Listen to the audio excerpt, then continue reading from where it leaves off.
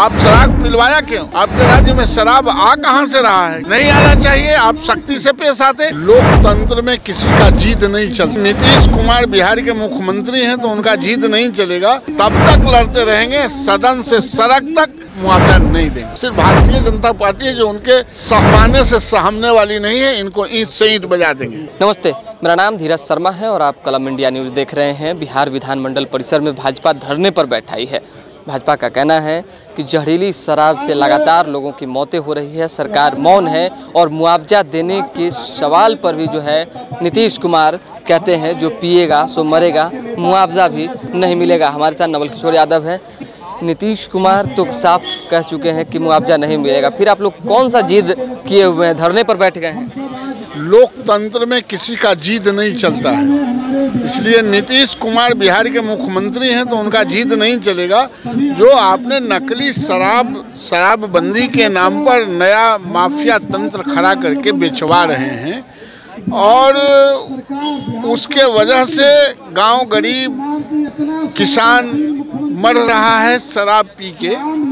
आप उसके साथ संवेदना नहीं रखिएगा, आप उसको मुआवजा नहीं दीजिएगा और भारतीय जनता पार्टी जो जन समुदाय के ही देख रेख में पलती है और पुष्पित होती है वो बैठा रहेगा, यह संभव नहीं है। लोकतंत्र है, लोकतंत्र में ये वेलफेयर स्टेट है और जनता के वेलफेयर के लिए सरकारें काम करती है।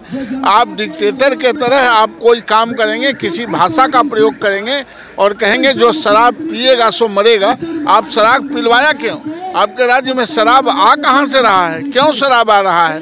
नहीं आना चाहिए। आप सख्ती से पेश आते। आप लोग कह रहे हैं कि जनता हित में बैठे हैं, तेजस्वी यादव कह रहे हैं नाटक कर रहे हैं। तेजस्वी यादव को जनता हित और नाटक में पता ही नहीं चलता है।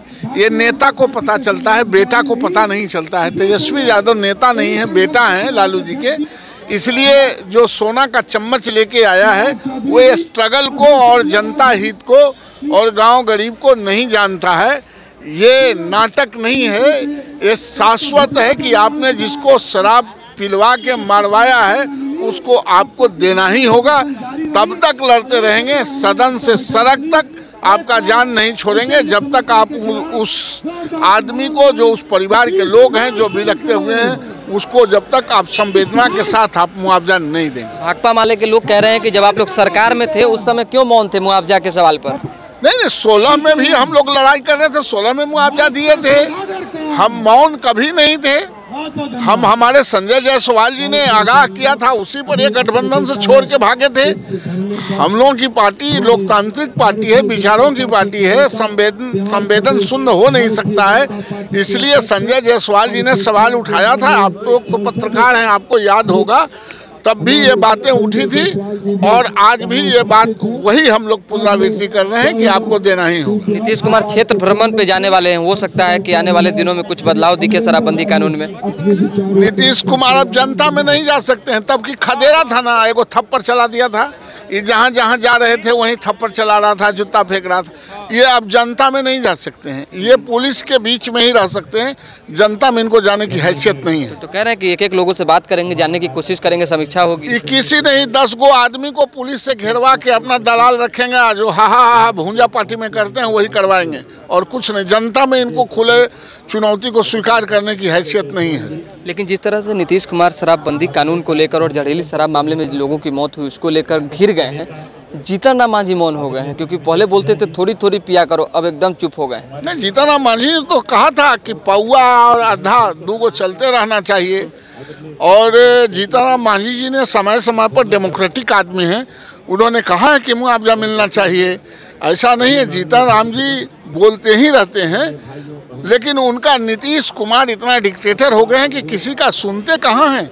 ये सुनते नहीं, इसलिए वो लोग सहम जाते हैं। सिर्फ भारतीय जनता पार्टी है जो उनके सहमाने से सहमने वाली नहीं है। इनको ईंट से ईंट बजा देंगे। चलिए, बहुत धन्यवाद। देखिए, नवल किशोर यादव ने स्पष्ट तौर पे कहा ईंट से ईंट भारतीय जनता पार्टी जो है बजा देगी और नीतीश कुमार से डरने वाली जो है भाजपा कभी न रही है और न कभी रहेगी। तो दोबारा जुड़ेंगे, फिलहाल अभी के लिए हम इजाजत, हमारे साथ बने रहें, देखते रहें कलम इंडिया न्यूज़।